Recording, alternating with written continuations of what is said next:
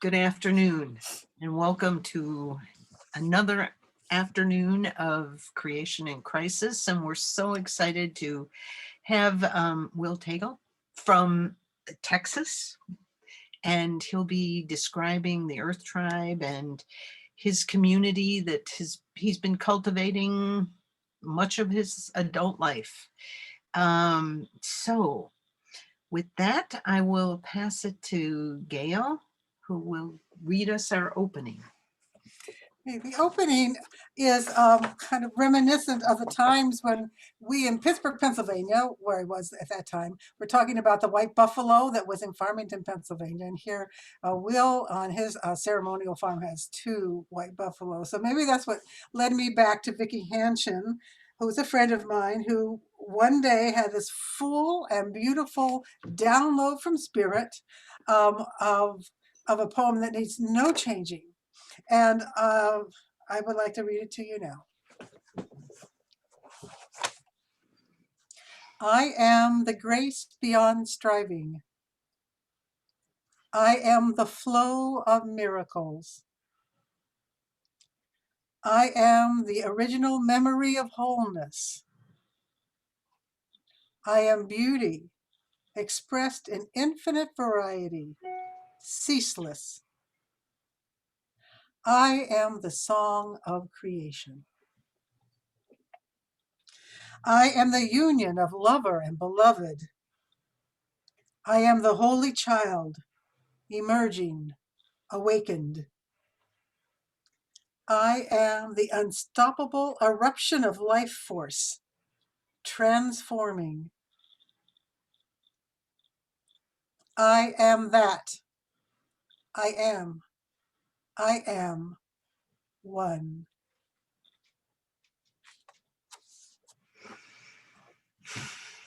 Thank you, Gail. I thought, because we find ourselves here on March 4th, and it's been a year, and certainly in Wisconsin, after the polar vortex was kind enough to move along, unfortunately it headed down to Texas for some folks, and but it's gone there too now. There are signs of spring, and I wondered if you might share what you're noticing in your part of the world, and just raise your hand, and we'll, as many people want to share the signs they're seeing, it would just be great to hear. So anybody notice one today? And yeah, Sylvia. Witch hazel right outside my window, yellow. Oh, excellent. Thank you. Another one? Carol. Yeah, and you're... I'm in Boulder, Colorado, and we still have snow, but the trees are starting to bud ever so slightly. Wow, great. Another sign. Sylvia. Little daffodil shoots springing up from the ground. Another one. Yeah, Mel. Oh, well, we have lots of flowering trees and daffodils, and the iris will soon follow. Wow. Yeah, we're 2 months away from that one. Birds. I hear birds. Jake. Yes, I was walking in icy cold winds today in part of Canada that I live in. And so far, there are no shoots.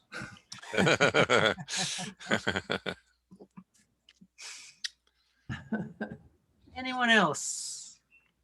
Nancy from Minnesota. And I actually saw a cardinal the other day. So that was the first cardinal I've seen come back. I think they were really gone during our 20 below zero weather. Oh, wow. Mm-hmm. Yeah, I have 2 dogs, and the other thing we notice, we feed the birds, and just the other day around 4 a.m. there was just an uproar of our two dogs. And when we let them out, they had ended up treeing a raccoon. And so that tells me the raccoons are coming out again, and another sign. Well, it couldn't be more welcome. Anything else? Yeah, Jim. Yeah, I think the mice have left my house. And Dina had her hand up for a little bit. Do you have something, Dina? Oh, I was just going to add, I hear some birds. I'm in New York. Some more bird activity. Yeah. So enlivening. Well, thank you all. And Gail? All right. Well, I'm very happy to introduce our speaker today. I guess I want to just add this one comment, which was, when the spring comes, after all we've been doing wrong, after so many years, it's like, wait, we get another chance? We get another chance at this. And sure enough, it looks like we have another chance. So that makes me happy. And it's minds like Will Taegel's mind that help us make those connections between our spirit and our lives and our ceremonies. And so I'm really excited for us to have Will Taegel here today. Some of you may have taken a course from him from University of Creation Spirituality. Carol has? Well, that's great. And Judith attended too. And so his wife, and she's there, I think. And so he's family, and we're really glad to have him back. I know that he stayed through to Wisdom University. And I remember the rumbling through the whole community when Will Taegel had decided to leave all their posts in upper education administration and just go do what they were talking about. And so he ended up with, when I heard about it, he was up in Texas. I think that was the original home. And he founded the Earth Tribe with Judith and one other person. And they have been meeting and doing ceremony and sweat lodges and vision quests and an annual Earth dance, which sounds really, really important and really full and lively. And they and as they do this, they're also, of course, staying in touch with the Earth and what the Earth calls them to do. So Will, fortunately, is an author, so we can read his work. And he's a leading edge thinker for sure. And he grew up on the Llano, would that be Llano Escalero? Quite close. Where he began his lifelong and intimate relationship with nature. He co-authored of the Earth Tribe with his spouse Judith Yost and fellow sojourner Bear Hart Williams. The Earth-based community continues to thrive after 4 decades with lively participation from the millennial generation. That's the trick. His narrative in our gathering will include how the Earth Tribe is reinventing itself during the pandemic, healing moments, and a new cross-cultural pathway called Wild Heart Quest. He has reflections on his newest book, Walking with Bears. So Will has a lot to tell you, and I'm not going to tell you what he's going to tell you anymore. I'm just going to let him tell us. And welcome, Will. And with Will, he's got a tribe member, Dan Gautier, who is doing the tech for today. And I know Sheila Safer is a member of Earth Tribe. Are there any other members here? I'd like to welcome you specifically. I've been going. Yes. Wonderful. Yeah, great. Okay. So welcome, Will Taegel. Thank you so much, Gail. I just want to begin today by fanning us all off with 3 feathers. This particular feather is that of what we call in our tribe the peace eagle, which is, as some people call, the vulture, but it's the eagle in our tradition that cleans up messes. So we began by cleaning up a lot of the mess that humans have made and opening the door tomorrow. And then this is a feather that is a barred owl feather. And the energy of the barred owl is to lead us through hidden and shadowed areas, lead us through the darkness, lead us into hidden possibility in this experience we're having today. And this is a eagle feather.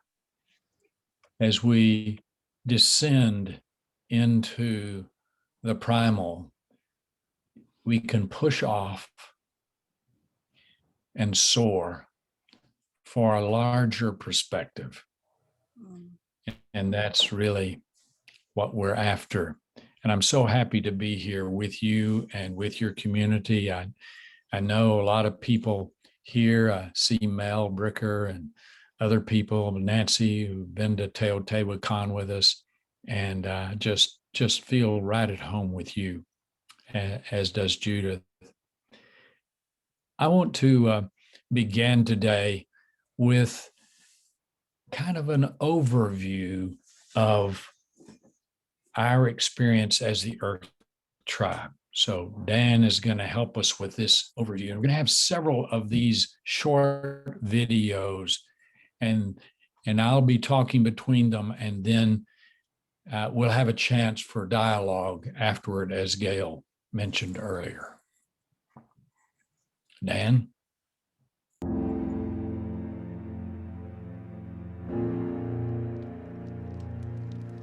A fair amount of our difficulties in this culture result from this split that we have from the natural order. So we come here once a month together to say to the natural order, hey, we humans want to come back. We hope you'll accept us back, because we haven't been very good for the planet for a very long time, but our hearts are now returning to our rightful place. Each month we're born again. That is, we go into the womb of the earth and we come out. All over the planet there have been this desire of humans together in little enclosed huts and heat up rocks and experience a cohesion that is rarely experienced anywhere else to this degree. And the purpose of the Sweat Lodge is to sweat and purify, but also to connect us to each other. And we're close to the earth. And being close to the earth begins to communicate with us and speak a mother tongue. And our own brain and nervous system merges with the thinking and the intelligence and the spirit of this beautiful place. And in this way, we begin to discover parts of ourselves that are vulnerable and often unspoken. We reach out and learn how to express what has been inexpressible inside of us. On that deep level, we get underneath English and German and Arabic and Hebrew. The roots of all deep spirituality are the simple connections of humans with the sky, with the earth, with the wind, with the trees, and with life itself. And as that resonance takes place, we have steps toward wholeness. And that's how I define healing. And maybe in this way, the human species can not only survive, but also thrive.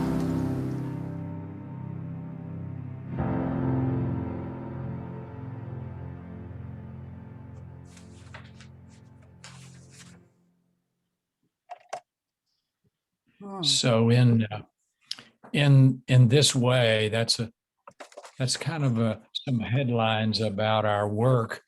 And during the pandemic, we have even focused more specifically on healing not only the larger rift between the human species and the flow within Mother Earth's being, not only healing that, but specifically healing it by attending to healing of people who have COVID. So we have experimentally worked with people and to see how the resources within Mother Earth's being and Cosmic Father's being can come to bear on this condition. Now let's just listen to a man who was really seriously ill with COVID and found healing.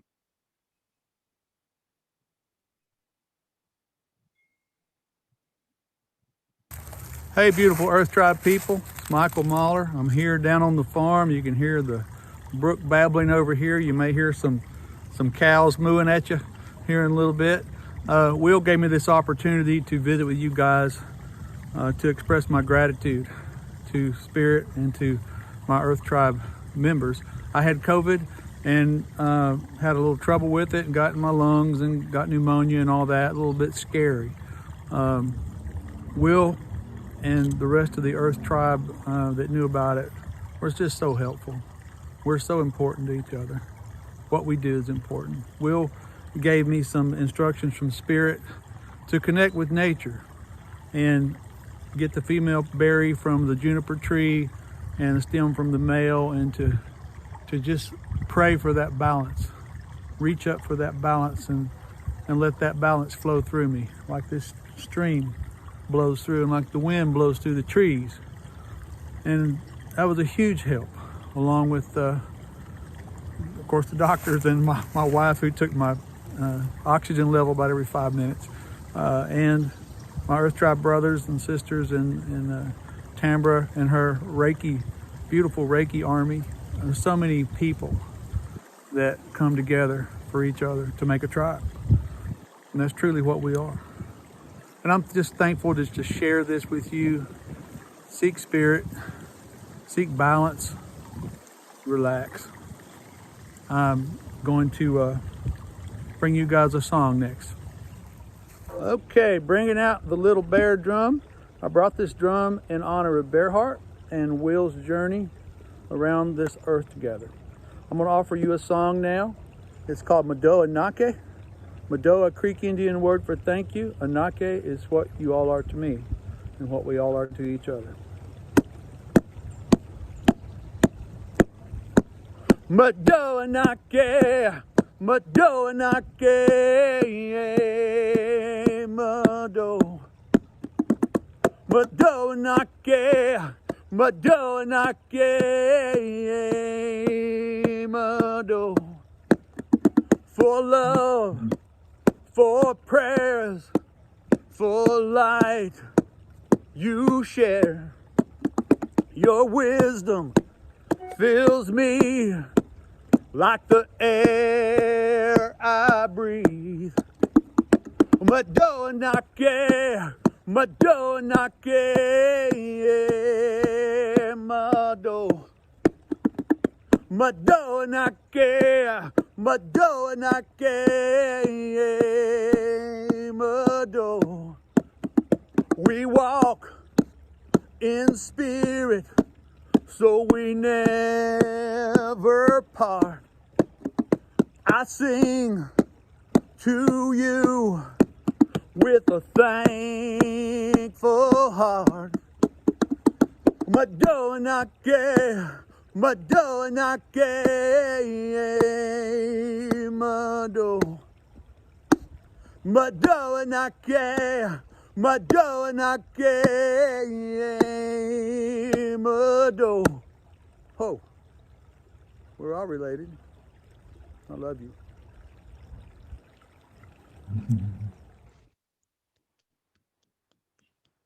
Yeah.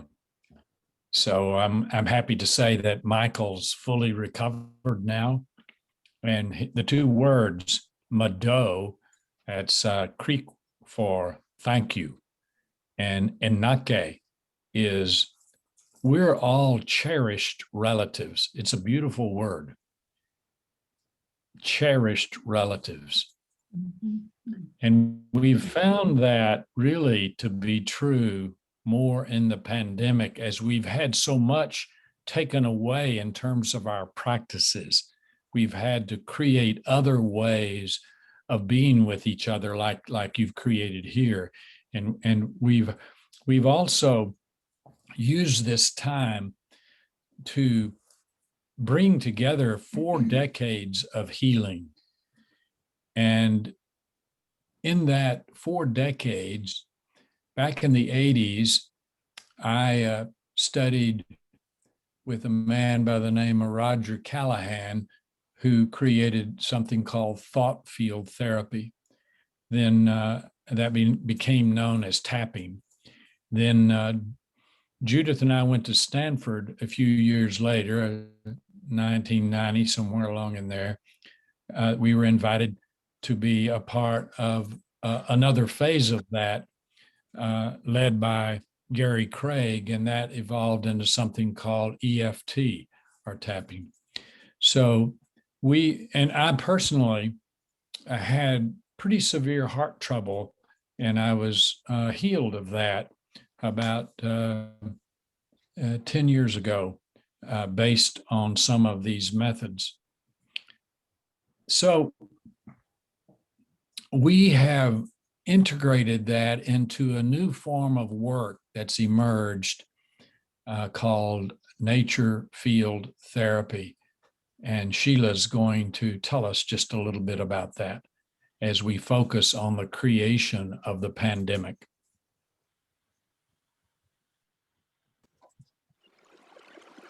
Hello, everybody. I'm Sheila Safer, elder in the Earth Tribe.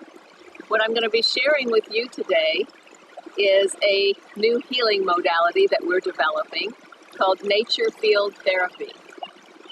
In these past few months, when we have not been able to rely on our sweat lodges, we've been working with a new way to work with tensions.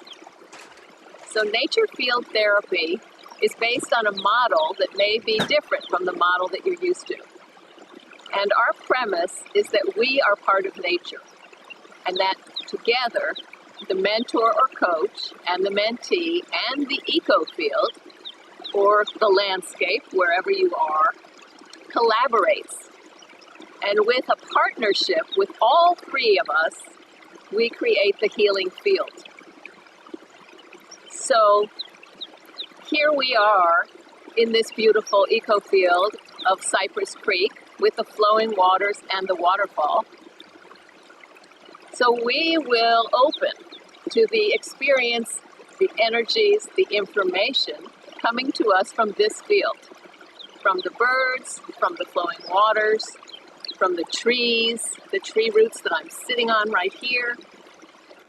They're all teachers, and they're all part of our collaboration. So also the nature field therapy, we use nature-based practices, and we do our work outside as much as possible. So depending on how remote a location you're in, we may also be working with electromagnetic field therapy. If you're quite remote and away from telephone poles and electricity wires, etc., and you're in a forest, for example, then the electromagnetic field is closer to Earth's field, and that contributes to our healing process. So in NFT, there is a tapping sequence that's part of it, that's an expanded version of the traditional tapping sequence, but it also includes other nature-based practices. So, for example, we may work with the medicine wheel. We may work with the inner voices that we have. We call the inner council of selves. So you may have noticed that at times one voice is speaking within yourself, another voice says the opposite thing. So you have 2 parts of yourself that are telling you 2 opposite things. Well, this can create tension, and that's the kind of tension that we work with in our NFT practice. So we will do walking meditation, movement meditation, breathing, tapping, journaling, a variety of nature-based practices. I have a coaching practice, Creativity in Nature Coaching, and I also use these practices that I just mentioned. And when we sit and breathe and be in this nature, beautiful nature space, we can feel our tensions just melting away. So I invite you to join me now here in this eco field, with these beautiful flowing waters and waterfalls and these beautiful cypress trees. Take a nice deep breath now. Feel yourself being here with me.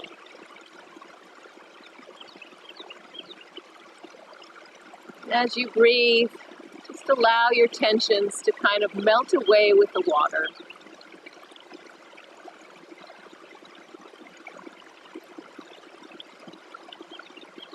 Thank you for joining me in this beautiful landscape today. If you'd like to know more about the Earth Tribe, please visit earthtribe.com. If you'd like to know more about creativity in nature coaching, please visit creativityinnature.com.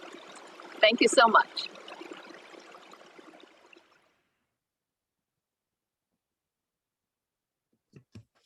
Yeah, so that's something that we do, and we also have during the pandemic been working with people remotely in this way through their own set of eco fields and webs of resources.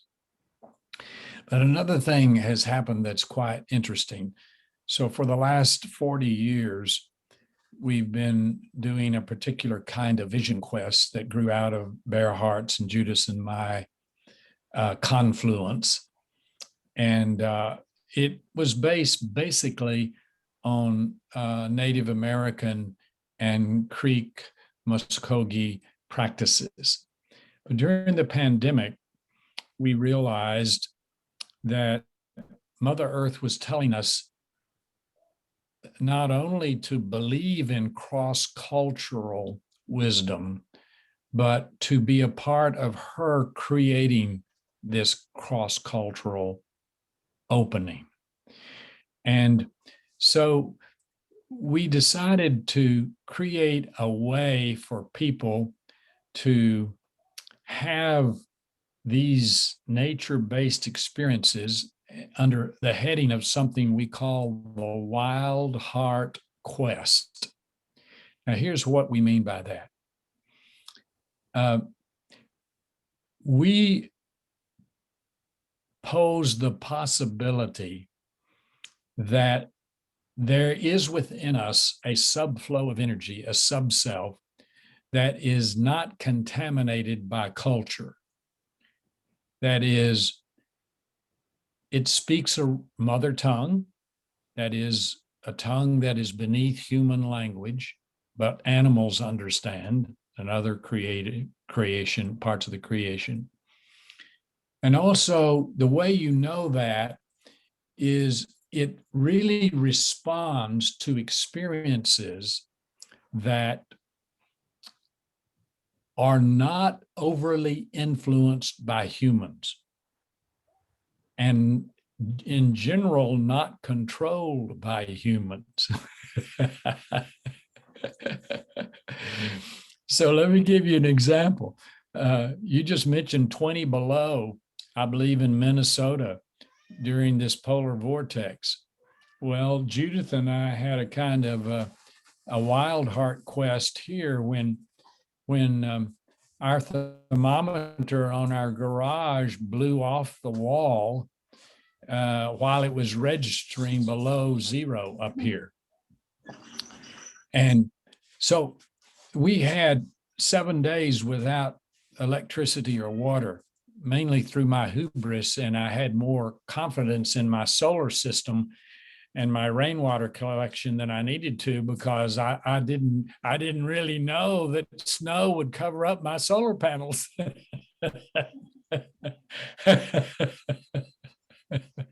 So here we were in the house, and it was wild. It was as wild as I want things to be, because we weren't in control. And when that happens, there's a golden line of energy that goes into the soul, and possibilities emerge. And so we have created this Wild Heart Quest for people everywhere of all ages, of all conditions. That's cross culture. See, wild heart refers to that part of you anywhere, any culture that is not managed by humans.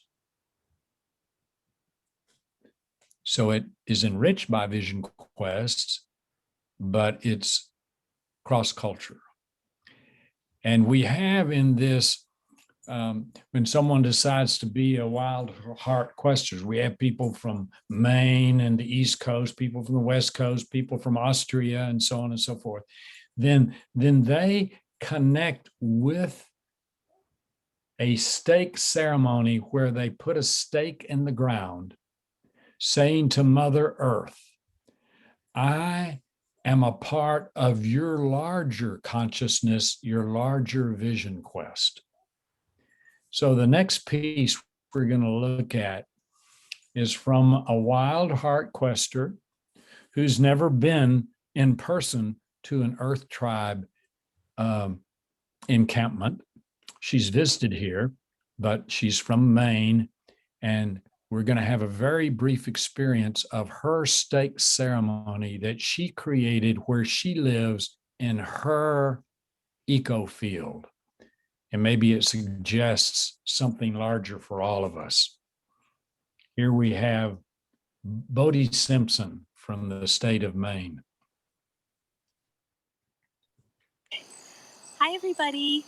I'm Bodie, and I'm here in the forest in Maine.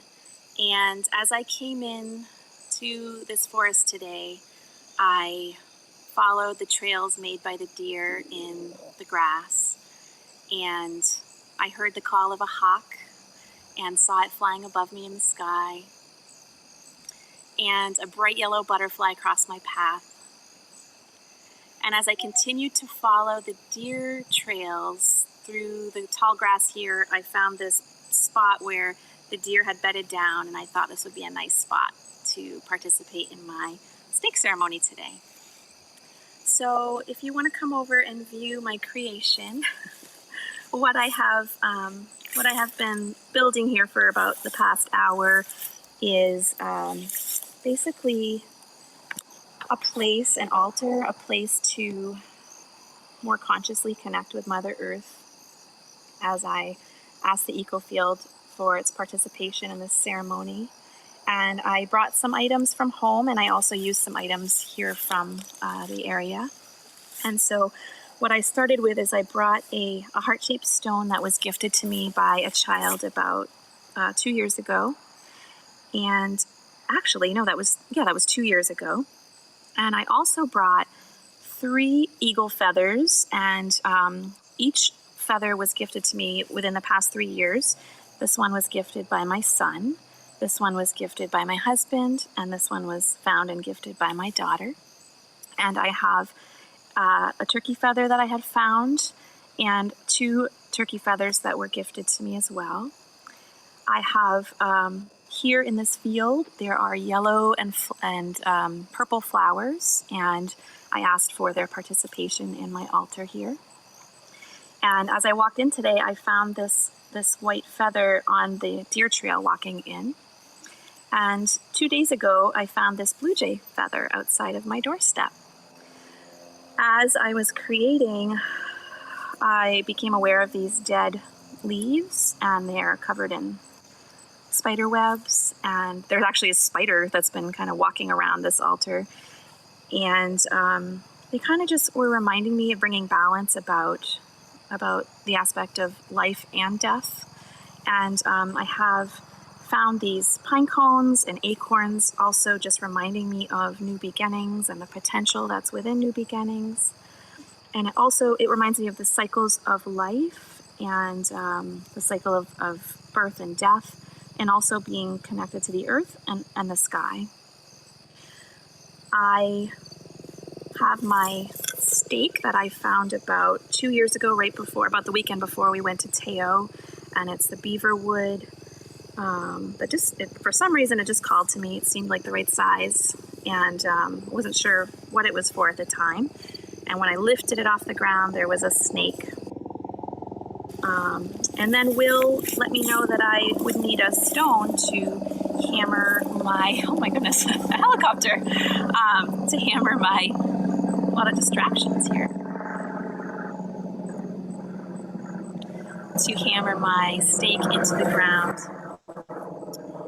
And a couple weeks before, my son had actually gifted this to me, and it's the second one he's given me. And what I found out from the Native American Museum down the road here is that these are actually Native American hammering tools from about 2,500 years ago, and my son has found 2 of them now. So it just seemed appropriate that this would be what I hammer the stake into the ground with. And also, I just want to say, as I was sitting here with this altar and with nature, I have been visited by so many amazing creatures. I have, like I said, these spiders all over. There's this bright yellow spider. I saw 2 inchworms and a ladybug and like about, oh gosh, 3 to 5 bumblebees. And it was just reminding me of when I was a little girl and I spent a lot of time in my backyard just kind of talking to the bugs. So I don't know, I kind of feel like I'm coming back to the beginning again. And so as I begin, what I would like to do is, I'd like to apologize to Mother Earth for just all the ways that I've been disconnected and distracted in my life and not paid attention when there has been connection and communication all along. And I would like to affirm the desire to move forward consciously with an open heart and a clear mind so that I can do my part in the world and take conscious action as I'm able and as I feel called. And also just affirming that I'm just honored to be here in the world and to be connected and for the ability to participate in this ceremony today. And now there's ants and spiders crawling all around here. I am going to hammer my stake into the earth at the base of my altar. And we hope that it is going to go into the ground. I'm not sure how firm the ground is here. So, and it is pointed at both ends, so this may be interesting.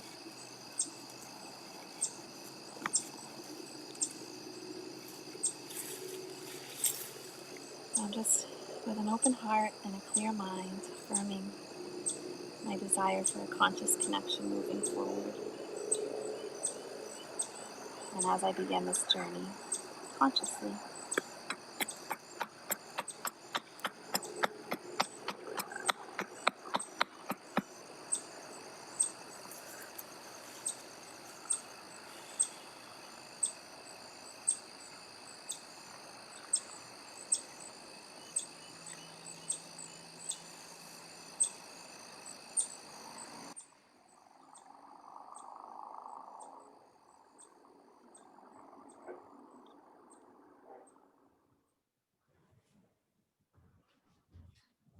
Yeah, so there are several phases to being a wild heart questor.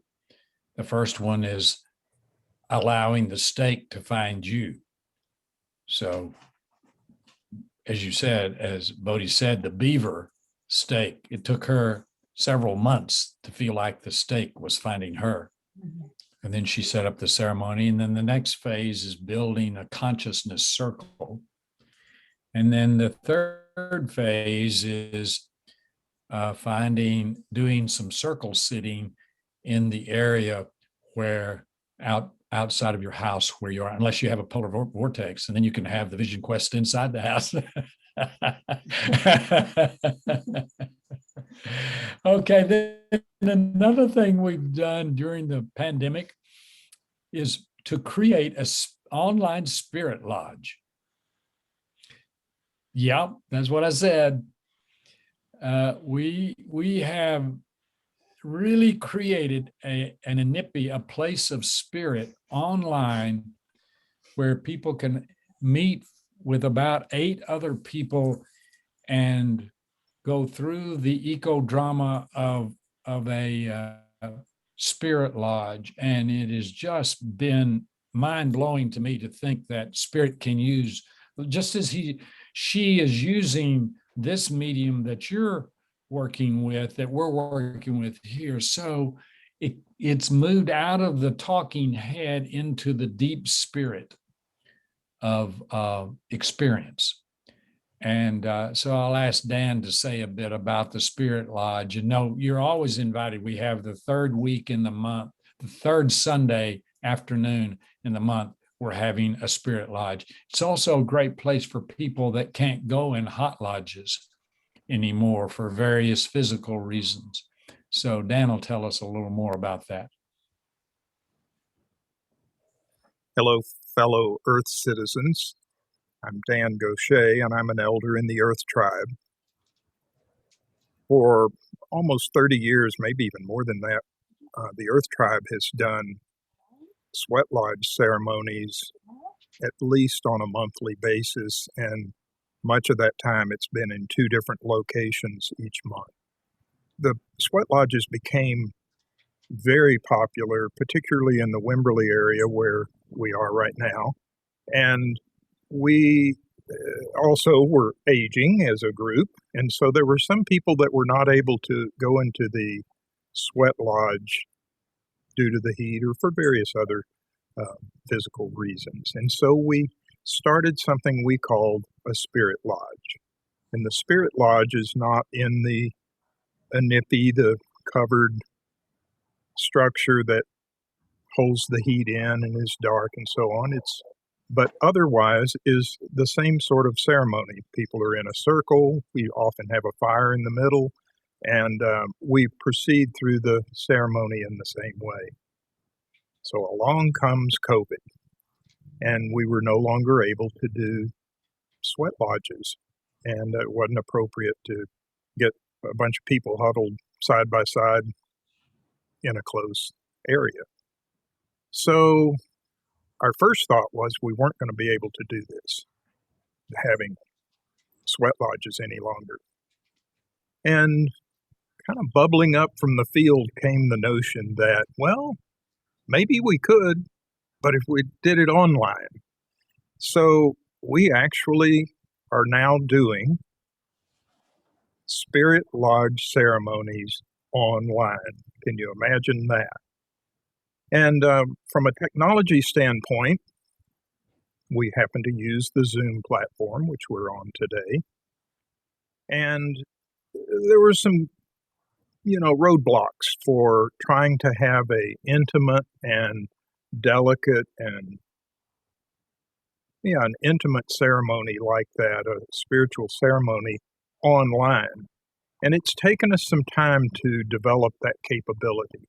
We don't really have time now to go into everything that's involved in doing that, but what I will say is that to a person, everyone seems to so appreciate the spirit lodges online, and they are very successful.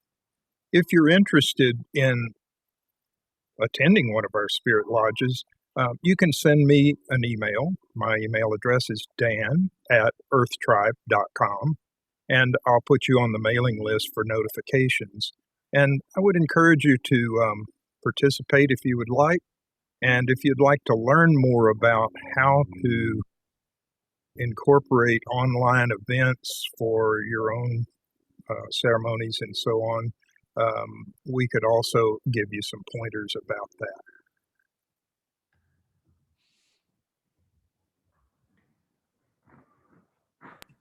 Okay, good. So those are a few of the practices. We've done some individual healing. We've done the wild heart quests. We've done the spirit lodge. All of this because through the wave of the pandemic, and I think there have been 3 major waves that I've perceived that Mother Earth within her being has sent energy toward the human species. The first And each one of them takes us a little deeper into our vulnerability and humility. The first one is what I call Trumpism. And that Trumpism really started at the founding of our country, didn't it?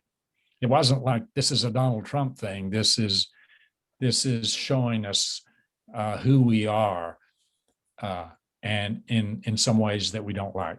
So that culminated on January the 6th in the insurrection at the Capitol of the United States. And most of us felt some vulnerability, didn't we? However, it didn't really change the way I went about my daily life. The pandemic, though, that's the second wave, has really changed the way we live. And you've been looking at some of that. I mean, we don't go out to eat, we don't go to the movies, and there are some other things that we don't do, including very cherished experiences. But by and large, the pandemic I felt vulnerable, but I would say not a primal vulnerability. Occasionally that, but deeper than Trumpism, but not quite there. But let me tell you, the third wave of the polar vortex in our neck of the woods,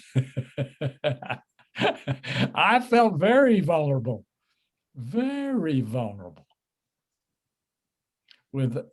Without electricity, without water, and near zero weather that we're not accustomed to. And there's this phrase that's powerful: nature, Mother Earth, loves to surprise us. Loves to surprise us. So these three waves that take us deeper into our vulnerability and our humility are major ways we're being drawn into the possibility of a new era. And so now I shift gears and I want to talk about prophecy and talk about ecophysics and where the new era might be taking us. But first, we'll have a brief video about that.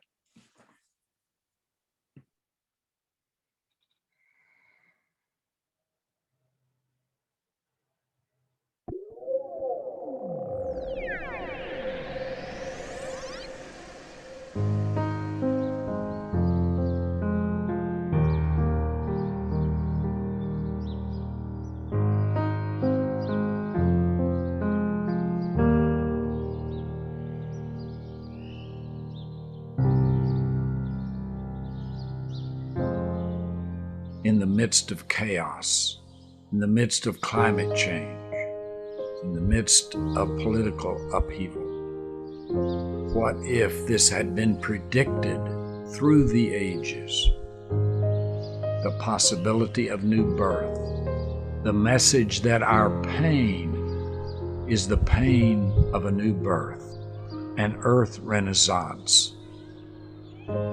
What if, out of the background, a lovely, pregnant creature could be walking toward us to give us hope in the midst of chaos? That's what my book, Walks with Bear, is about. As you look at these beautiful, lively creatures, these fox that are coming up to be with me, as I seek to connect us with the new civilization, these wise creatures, these beautiful creatures, come up and invite us to walk with them, walking with the creatures who are leading us across the bridge into a new era, Earth's new era, Earth's renaissance. That's the wisdom of the fox.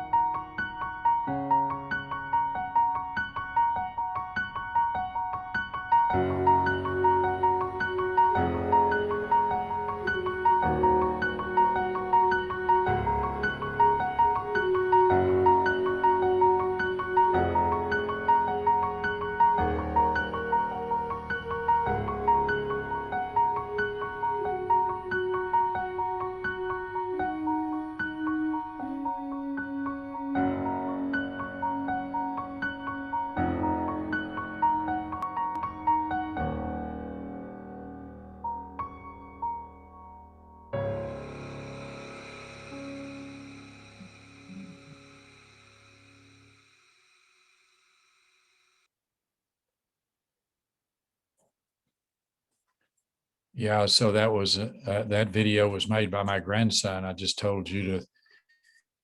I have deep connection with him, and he's in China teaching now, learning Mandarin. So I miss him greatly. But I'm even more than that. I'm greatly moved by these wild creatures. And I mentioned to Gail and Penny earlier that that was in 2018, and the white buffalo birth, according to science, is about 1 in every 100,000 births. But this white buffalo called Wild Heart in 2018 gave birth to another white buffalo. So on our ceremonial ranch, Deer Dancer Ranch, we now have 2 white buffalo, and this is quite significant. So I'm going to pause here and open the discussion with Penny and Gail for any comments or responses, or any comments or questions directed to me, and I'm here as a resource for dialogue.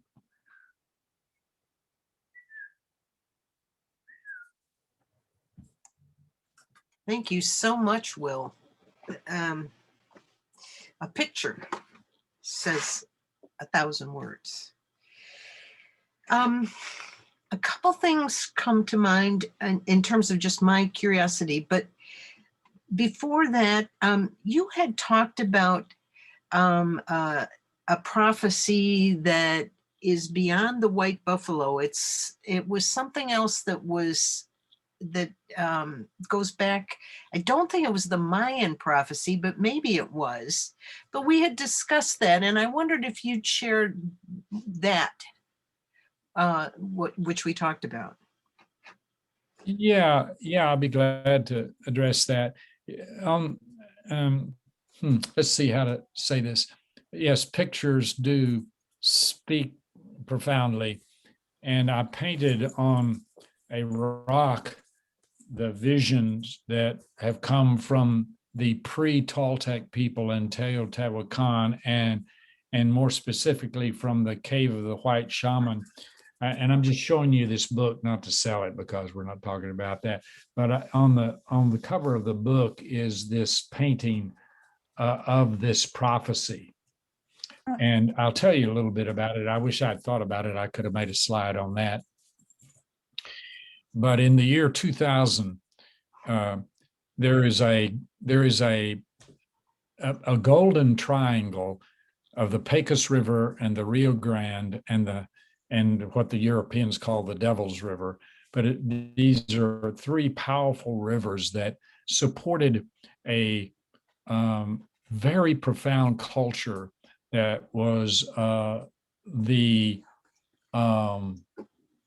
parent of what became Teotihuacan, and what Carolyn Boyd, archaeologist and anthropologist, has called the seed of the Nahuatl language, which was the language spoken by the early Teotihuacan people. We don't know what their names were exactly. And so this cave actually overlooks the Rio Grande River, and we had 2 vision quests, 1999 and 2000, at this cave. And I actually vision quested inside the cave. And the person who discovered the cave, Jim Zentgraf, in the mid-1950s, said that he and the archaeologists and anthropologists that had studied it over the decades had concluded that there really hadn't been any significant spiritual ceremonies by humans in this cave until 1999, when they invited us there for that purpose. So while I was in the cave, vision fasting, the visions that these people had of their worlds, and the number of worlds varies according to the story, but for the moment I'll pick 4. So each culture has a cycle that it goes through that may last several thousand years or longer, but there's a beginning, a middle, and an end. And so there have been, according to this vision, that's the seed vision for Teotihuacan and also for the prophecy of the white buffalo, that there have been 4 iterations of this vision, of this world. And now we're moving into the 5th, according to the prophecies. Now, interesting thing about that is, I'm sure some of you know about continental drift in geologic theory. So we know about Pangea, and you can see that, but also now in paleogeology, they're saying that we've had 4 supercontinents. So there've been, so if you picture my hands here, the Earth was together and then apart. This is over 3 billion years. Together and apart. 4 different times. We're in the 4th. Now we know that continental drift theory is now bringing the continents back together slowly. That's what causes the Andreas Fault and so on. So I just found it curious that paleogeology is coinciding with these ancient prophecies.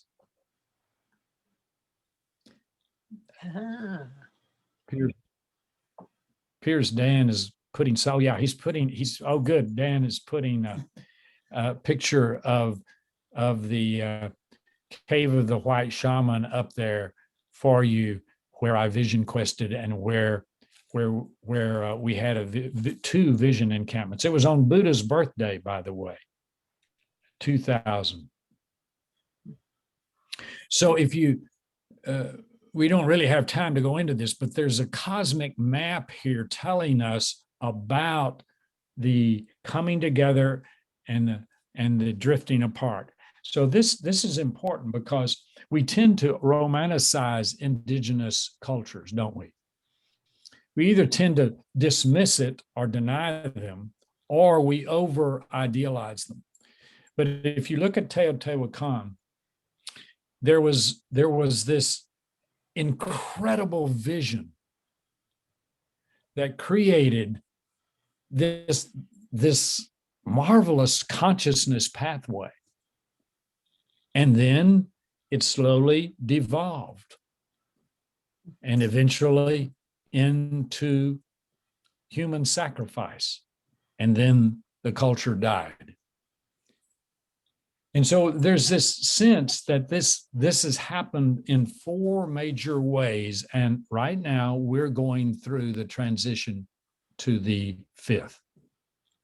I don't know if that addresses your question, Penny, but yeah. Now Dan is going to show the picture that I painted of these that brings together our 500 visions over 40 years, and also the Hopi visions that I describe in the latter part of my book.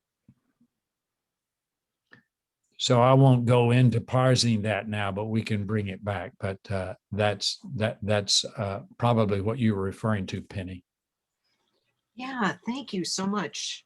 My sense is that we are both in the collapse of the latter part of the 4th and the beginning of the 5th. Is that what you're saying with this prophecy? Yeah, that's what I call the bridge. I think if you take these 3 waves, and there are others, and there are more coming according to the prophecies, but also according to climate science, more coming. but this is sort of funneling us toward a bridge. As this world collapses, we're being funneled toward the possibility of creating an Earth Renaissance, a new creation. Great. We have an Ojibwe word that I won't try to pronounce, but they have a prophecy about a new people coming. And that's from our neck of the woods in Wisconsin. Just this idea. Yeah. And in the book, I describe an interesting experience I had in 1958 before the Book of Prophecy was written. There was a Hopi wise person by the name of White Feather, and in his 80th year, he set about on an 11-year trek through Native American communities gathering their prophecies. And out of his trek came the book of Hopi prophecies. But in 1958, this is a long story, so I'll try to telescope. He was 91 years old, and he was hitchhiking in eastern New Mexico over near Lake Conchas. And along came a little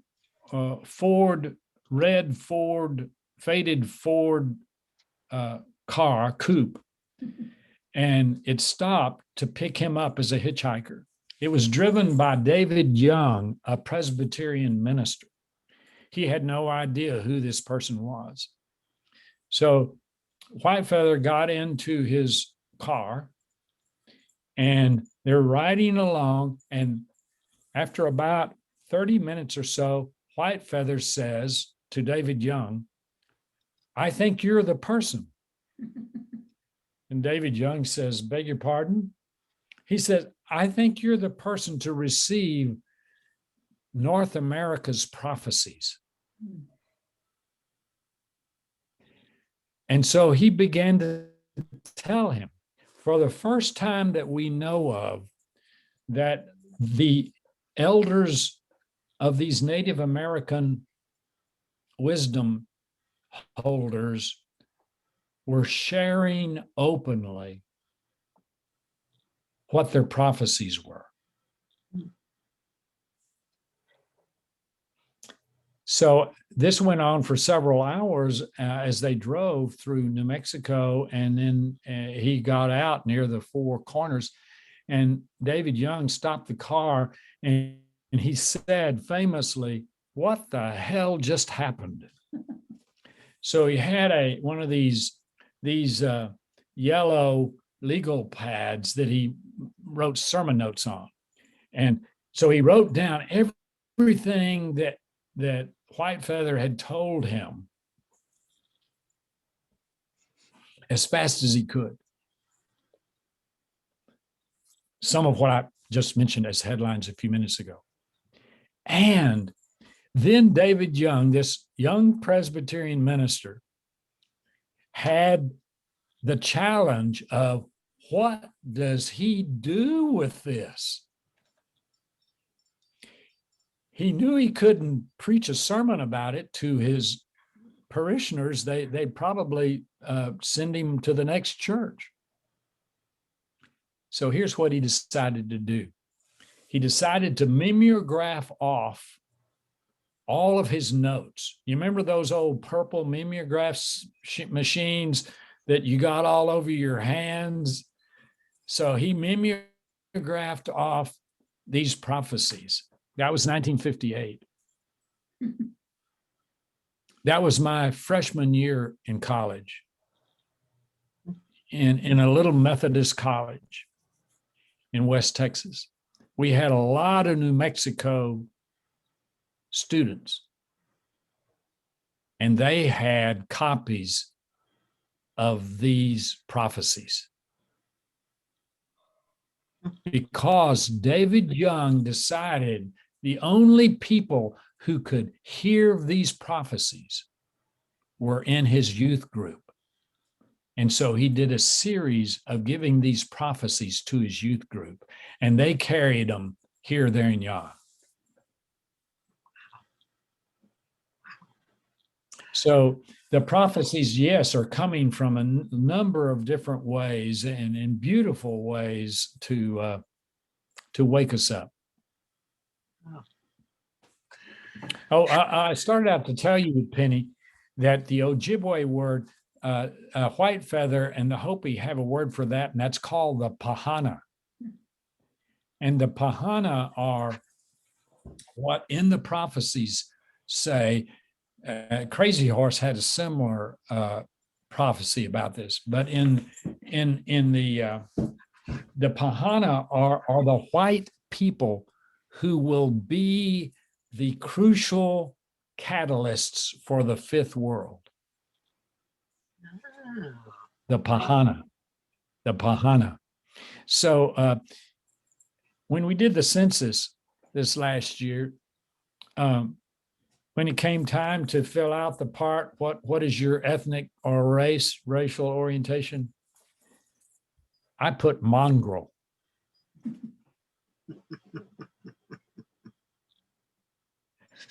Because I think this is what's happening. We're bringing together all of the creation spirituality wisdom with Brian Swim and with all of these different sources of wisdom that are appealing to us, not as purebreds, but as mongrels. Yeah. And I believe that's what the pahana is. Oh, and what that takes me to, being a student of DNA in my own and others, is just how interrelated we are with the potato and the buffalo and everything. And so truly, we share DNA with all of life. Oh, that's inspiring. Just one more thing before we open it up. I wondered is there any tapping that you could share with us now that is a go-to for opening the heart, opening the mind? Just some simple sharing you could do? Yeah, there's a sequence, and I don't know. Let's see if I can do a short version of this. Roger Callahan's original discoveries were profound, but they were very long algorithms. And then in EFT, or emotional freedom technique, it was reduced, and it's been reduced more. And so the work we're doing in nature field therapy is really expanding it a bit. But in the newer tapping versions, they leave out what Roger thought, and I think is the most important point. So if all of you will take a moment and take your right hand and rub over your heart and see if you can find a sensitive spot.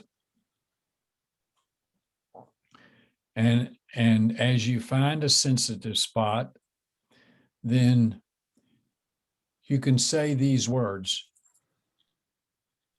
You might mute yourself because leave it open if they're open, and we'll say it. I accept the love of the beloved. Accept the love of the beloved. And allow it to flow to every cell of my body. Allow it to flow to every cell of my body. Every cell of my body.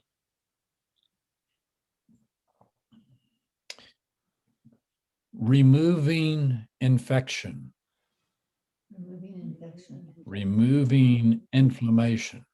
Removing inflammation. Removing any cancer cells. Removing any cancer cells. Any cancer cells. And then taking a nice deep breath.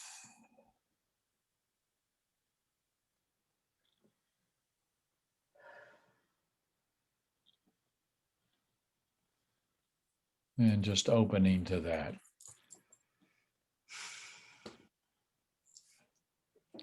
So that's a very important point because Roger believed that we get our flow of blood and energy reversed with different toxic interactions with stress, and by rubbing that point, you can get the return to the natural flow of the electromagnetic field. And then that opens the way for these other points that we use. But that's the opening one and one of the most important. Thank you so much. Would you please repeat the lines that we said? Yes. I accept the love of the beloved and allow it to flow through me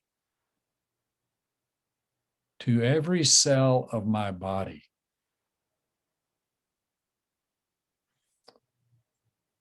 Flowing out infection, inflammation,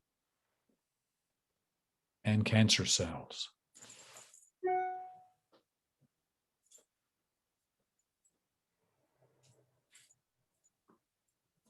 So Sheila mentioned this, but some of you may know, I'll say this in connection with your question, Carol. Good to see you, Carol. Yeah, and so we know that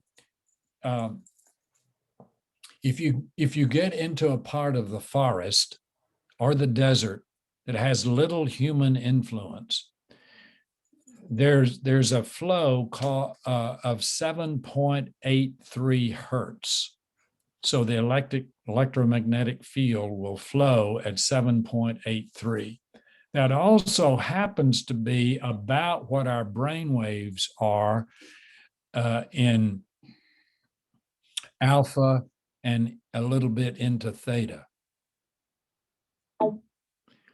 So I think by just rubbing that one spot there, we put ourselves in a connection with that natural healing flow that's available in the forest or the desert or waterfalls, and so on.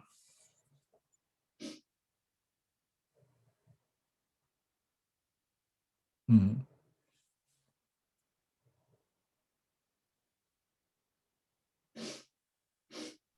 Gail, you're on mute. You're muted. Gail? Yes, I'm sorry. My internet went out, so I had to find a different device. So was this something that you did with the man who had COVID, or in your spirit lodges? Did you do something like this, or with the hertz, the frequencies, or with the? Yes. You notice that Michael was standing in the stream. So when you have COVID, you don't feel like going out in the stream, do you? I mean, it's pretty bad. But I put him in touch with that in a number of different ways so he could get this flow through his body.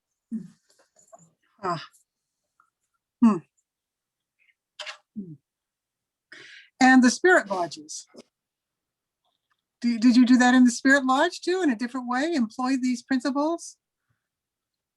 Yes. Yeah, we do.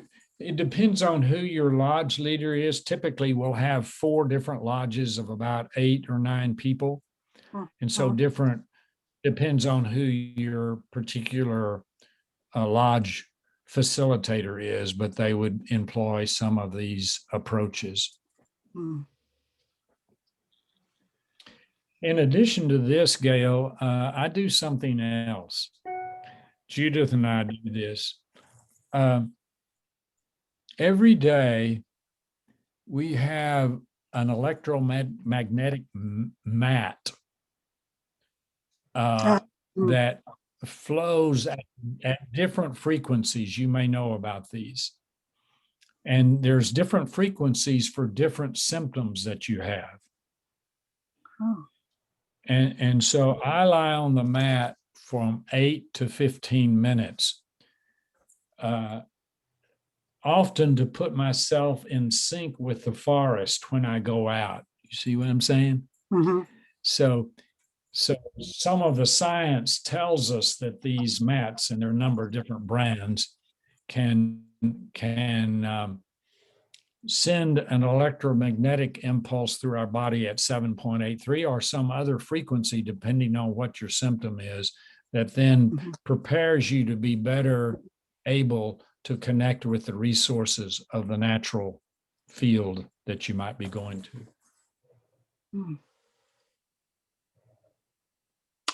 And it's such a refreshing combination of material world, spirit world, and human body. You put these together in a way that's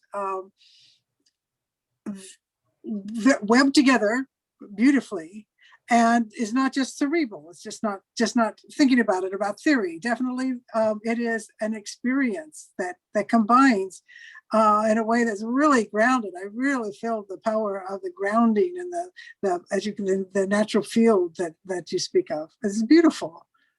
I'm so pleased to hear about it. Yeah, thank you so much, Will. Yeah. Well, We'd like to give some time to questions that may have come from others that are listening. Please, raise your hand or let us know, or write in the chat. If you have something you'd like to share or a question for Will. Yeah.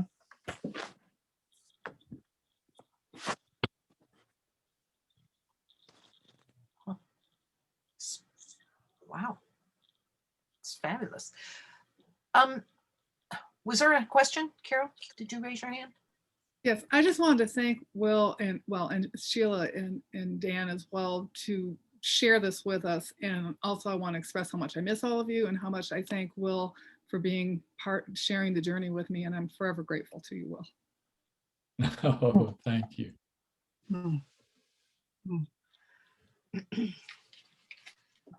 Well, what got you from receiving the prophecies as a young man to establishing the Earth Tribe? Well, that's really, and I've written several books about this, but the last one was the one kind of monitoring this journey. But I would say, Penny, my own vulnerability.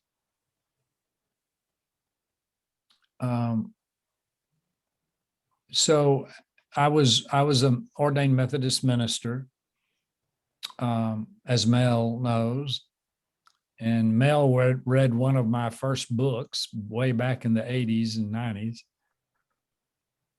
And I really experienced the vulnerability of reaching the edge of the paradigm that I held in that particular setting. And so then I went to get trained as a psychologist. And then I was in practice, and then I ran into the limitations of that model. As people began to get better, they say, what do we do now? And now I found my back around to the spiritual domain. Well, I don't know what to do now. So that's when I began to seek out tribal elders for guidance. But all along, see, when I left the Methodist pastorate, and then I got into various graduate studies, then I became, in my own mind, a scientist. And so then I got into the tribal wisdom, and I thought, oh, now I'm into something totally different. And all of those coming together are what have brought me into this more of a mongrel approach to healing and In fact, our solar room, on one side, I have the science of all of the solar science. And then on the other side, I have the shamanic side with all of, so they're facing each other. And that's kind of the way I view my work with Judith.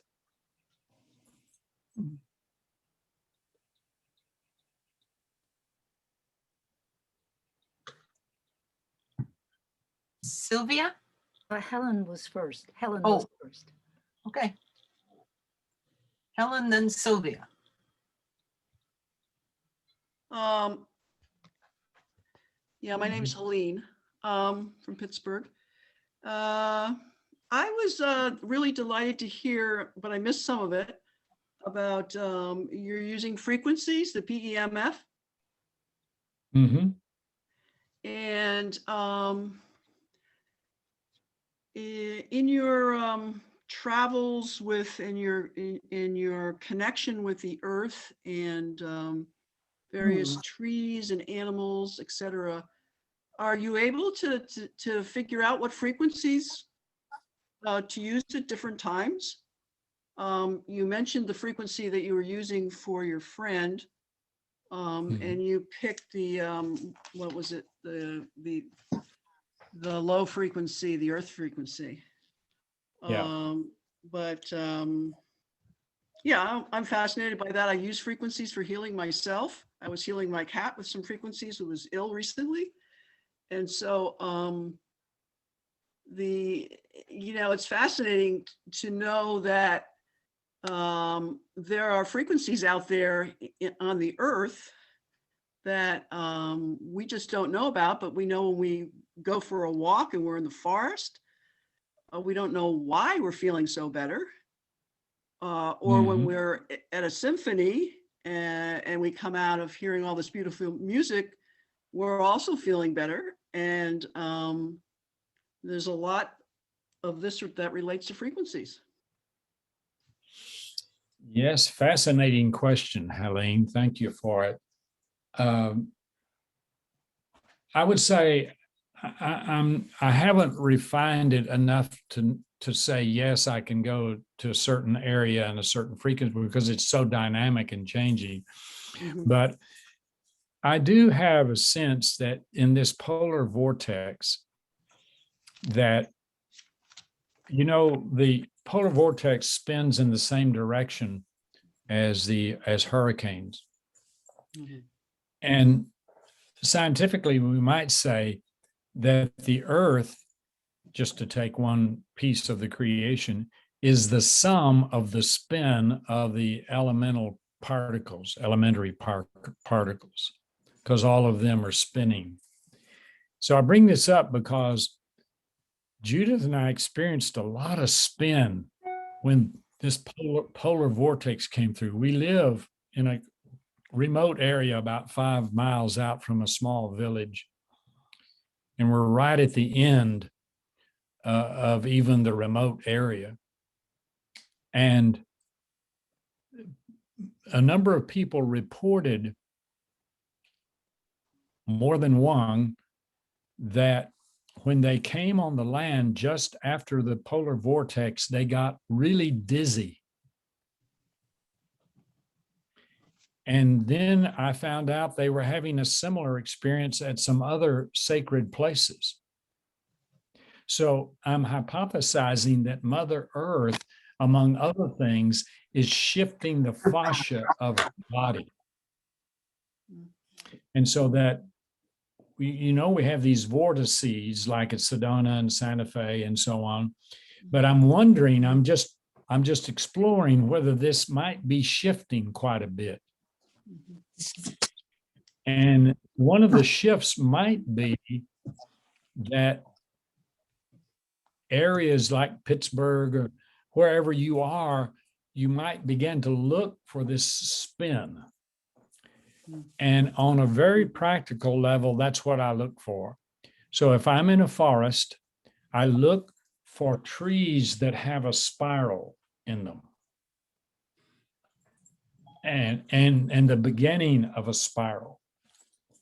And when I find that, it usually has of healing potential. Hmm. So that would be just one way I would respond, but I haven't refined it enough to say, well, I can go to this place and that will help for this symptom or anything like that.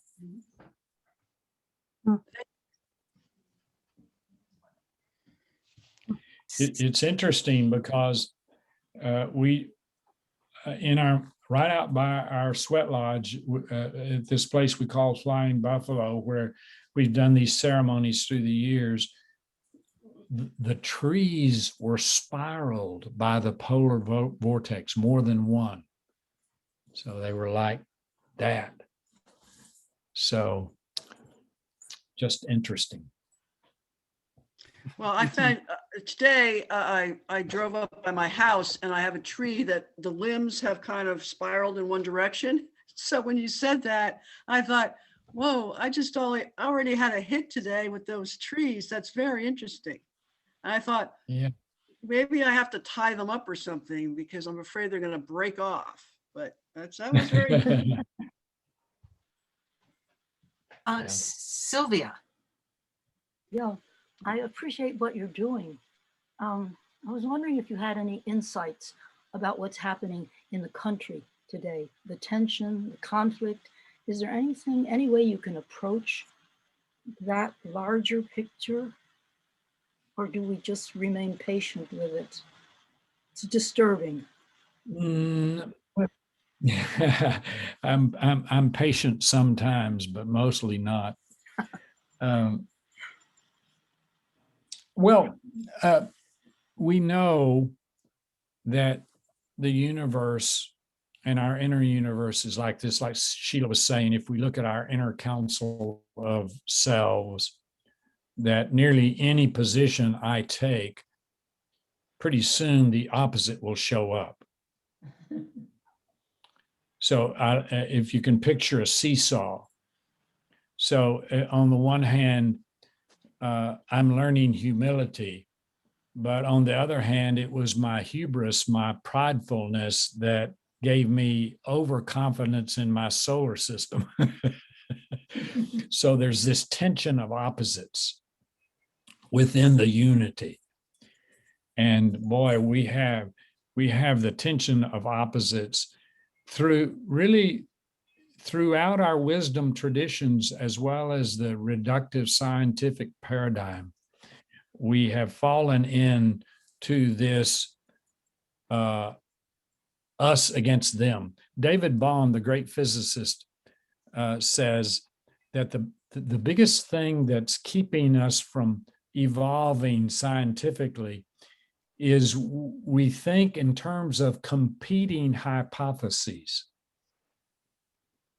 And he said, often these hypotheses, although they are opposite, need to be explored together. That's a profound notion, because we have in science, we have the notion of falsifiability, where you're kind of looking at trying to make something wrong through tests. And David Bohm points out that the atomistic theory in Greece happened 2,000 years ago, but we didn't devise an experiment that would tell us how valid it was for nearly 2,000 years. So in the meanwhile, we need to entertain a lot of ideas that are opposite. I'll give you an example. We have an understanding of climate change, and most of it in our cultural creative world of liberal thinkers thinks about climate warming and CO2 and so on. But there's a whole group of scientists from NASA who are talking about solar minimums that we're moving into. When the sun is withdrawing its energy, it waxes and wanes. So according to that paradigm, there's the possibility we're entering into a 70 or 80 year period of extreme cold. So I've found that when I try to explore this in a scientific setting, immediately if I say one or the other, it's like one has to be, global warming has to be true, or global cold has to be true. But in my way of thinking, you have to explore them as parallel possibilities. And that's what we are going toward in the new era, where we can explore parallel possibilities with those with whom we disagree most vehemently. David Bohm also says, it's not worthwhile to talk to anybody that's holding on to their paradigm too tightly, because then you can't have dialogue. You can be passionate about your dialogue, he says. You can be passionate about your perspective. But if you can't let go of it, then there's not going to be any real I-thou intimacy or dialogue. So that's a long way around responding to your question. Well, thank you so much, Will. It's been remarkable. Gail, would you like to say anything before I do the closing reading? Oh, well, I'm pretty well silenced by all this great wisdom that I've had, that I've heard. So I just thank you, Will, for coming to us and speaking to us and giving us a different understanding about how to navigate the present and how to navigate the future in concert with Earth and nature. So I want to thank you very much. I think it gives all of us avenues to follow that will bring us closer to who we are and can be. Yeah, just as one small point of privilege, before the closing poem, I wonder if it'd be okay if I could, if Judith and I could sing a very short song that we sang that really took us through this very tough time. You know, let that be our closing then. Yes, wonderful. Yes. Oh, okay. Okay. If you come a little closer. Oh, I don't want to move. That's all right. I'll just move the computer. Okay. Okay. There is only love. There is only love. There is only love.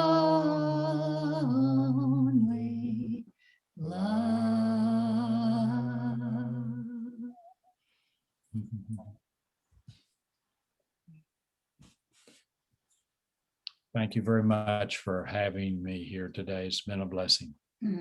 Thank you. Blessing for us as well. Thank you. Thank you, Will. Thank you, thank you, thank you. Thank you. You all. Thank you. Yes, thank you. Thank you, Will. Beautiful song. And Judith. And Judith. Yes, Judith. And Earth Tribe members that are with us. Oh, yes. Thank you. All your gifts. Thank you. Hope to see you next month. Bye-bye. Bye. Bye. Bye.